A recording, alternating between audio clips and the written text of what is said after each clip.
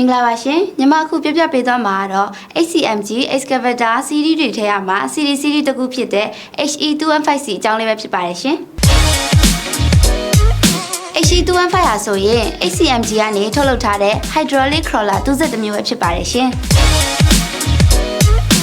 HE215 ကတော့20တန်ရှိတဲ့အလဲလက်တန်းစားတူဖော်စက်တစ်မျိုးဖြစ်ပြီး municipal ဆောက်လုပ်ရေးအဝေးပြေးလမ်းတရားများအိမ်ယာဆောက်လုပ်ရေးလမ်းအင်ဂျင်နီယာလေယာမြေရေသွင်းရေထုတ်စနစ်ဆောက်လုပ်ရေးစိတ်ကန်းဆောက်လုပ်ရေးနဲ့အခြားမြေသားဆိုင်ရာဆောက်လုပ်ရေး project တွေမှာအသုံးပြုကြပါတယ် HE215 ရဲ့ engine ကိုတော့ဂျပန် engine CC 6BG1 TRP engine တပ်ဆင်ထားပြီး engine power 128.5 kW ရှိပြီးမြင်းကောင်ရဲ့အားဖြင့်144.8 ကောင်ရှိပါတယ် bucket capacity 0.8 မှ 1M2 ရှိပါတယ်ဒီဂီတက်ကတော့ 6.5 မီတာရှိပြီးအလျားလိုက်ကွာဝေးရတော့